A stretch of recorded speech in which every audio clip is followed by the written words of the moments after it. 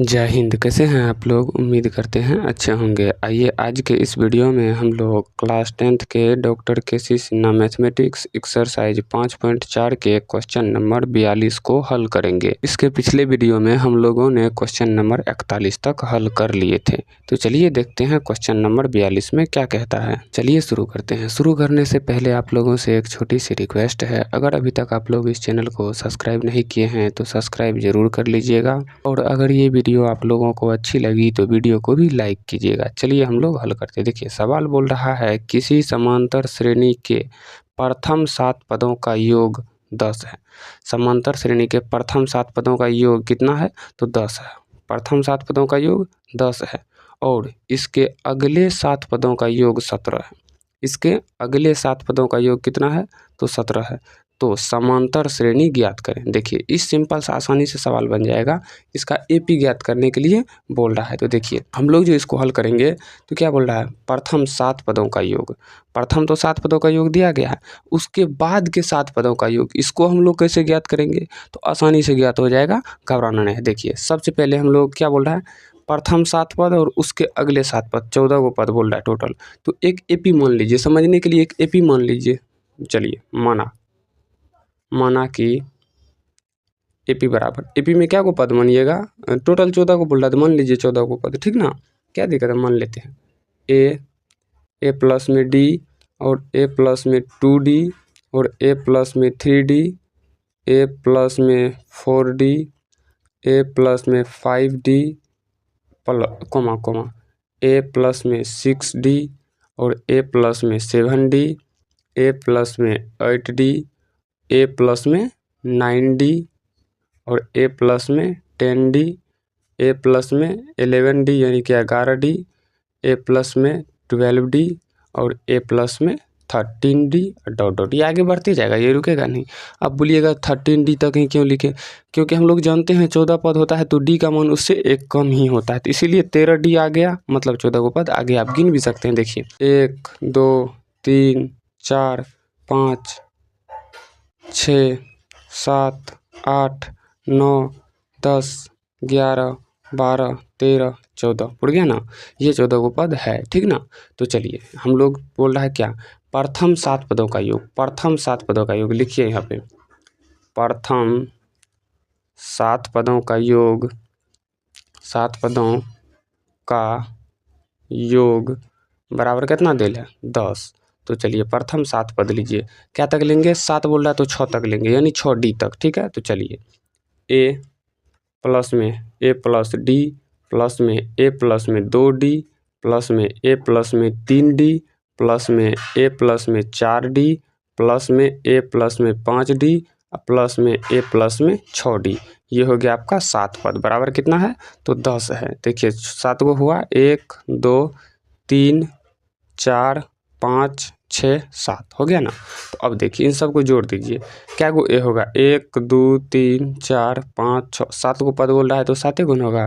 1 2 3 4 5 6 7।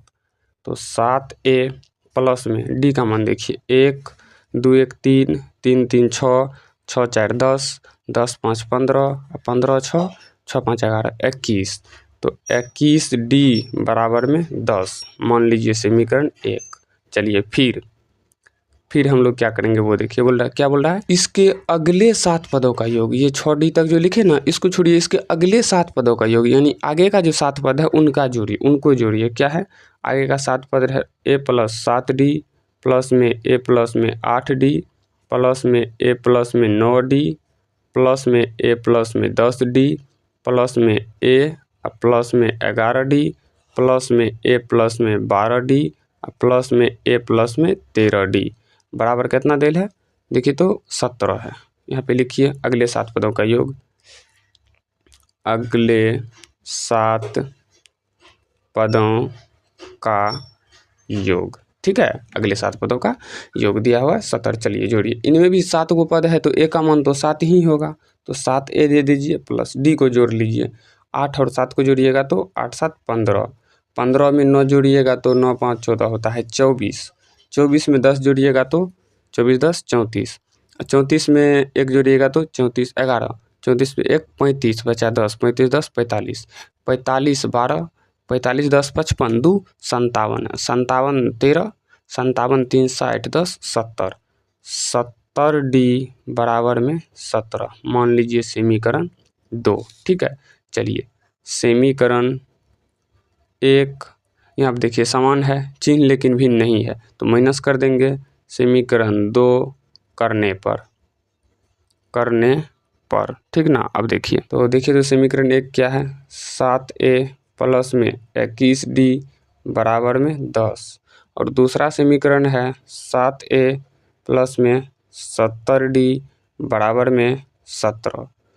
घटाए हैं तो चिन्ह बदलेंगे हम लोग, प्लस है तो माइनस, प्लस है तो माइनस, प्लस है तो माइनस, प्लस में 7a माइनस में 7a कट जाएगा तो भिन्न चिन्ह घट जाएगा, चिन्ह बड़का का बड़का में माइनस तो माइनस, 70 में से 21 जाएगा, 10 में से 1 जाएगा 9, ये बच जाएगा आपका कितना, ये बच जाएगा 6, 6 में से 2 जाएगा 4, 49d बराबर में 10 है 17, भिन्न चिन्ह घट जाएगा, चिन्ह बड़का का बड़का में माइनस तो माइनस, 17 में से 10 गया तो 7, माइनस माइनस कट जाएगा, 49d बराबर 7, 49 है तो d बराबर 7/49 कट जाएगा 7 बार में तो d बराबर आ जाएगा 1/7। चलिए यहाँ चलते हैं, a का मान निकालेंगे तो d का मान समीकरण 1 में या समीकरण 2 में किसी में भी रखने पर, समीकरण 1 में रखने पर, समीकरण 1 क्या है देखिए तो समीकरण 1 यहाँ है 7a प्लस में 21d बराबर में 10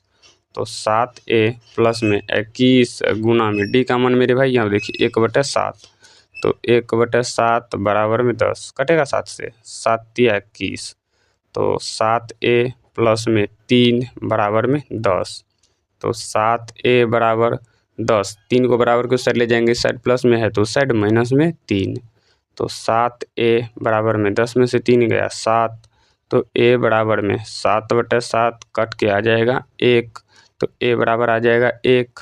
चलिए यहाँ पर चलते हैं, a बराबर में 1, d बराबर में 1/7 हमें निकालने के लिए बोल रहा है समांतर श्रेणी। तो समांतर श्रेणी क्या होता है, AP बराबर हम लोग जो माने थे, क्या माने थे, a माने थे और a प्लस में d माने थे, a प्लस में 2d माने थे, a प्लस में 3d माने थे, इसी तरह से माने थे, ये मानते गए थे आगे 14 तक माने थे हम लोग, ठीक ना, 13 तक। तो उसमें नहीं हमको वहाँ तक नहीं देखना, हमको तो केवल AP ज्ञात करना है। तो चलिए AP बराबर a का मान कितना है 1 है, comma a plus d, a का मान 1 प्लस में d का मान 1/7 प्लस में यहाँ क्या है a प्लस 2d, a का मान 1 प्लस में 2 गुना d का मान 1/7 फिर से कोमा क्या है a प्लस में 3d तो a का मान 1 3 गुना d का मान 1/7 डॉट डॉट तो देते चलिएगा क्योंकि डॉट डॉट होगा ही। AP बराबर 1 कोमा एलसीएम लेंगे तो 7 होगा तो 7 प्लस 1 प्लस कोमा होगा ना, हाँ यहाँ प्लस दे दिए क्या, कोमा होगा यहाँ, सॉरी कोमा, यहाँ भी 1 प्लस 2 गुना 1 2/7 कोमा 1 प्लस 3 गुना 1 3/7 और कोमा डॉट डॉट डॉट आगे बढ़ते जाएगा, ठीक ना। अब देखिए AP बराबर 1 कोमा 7 1 8/7 कोमा यहाँ पे एलसीएम लेंगे तो 7 तो 7 प्लस 2 कोमा यहाँ पे एलसीएम लेंगे तो 7 तो 7 plus 3 comma dot dot dot, ठीक है। तो AP बराबर 1 कोमा 8/7 कोमा 9/7 कोमा 10/7, ठीक है। कितना का अंतर है सब में देखिए तो सब में आपको अंतर है 1/7 का, है ना, हाँ है, ठीक है।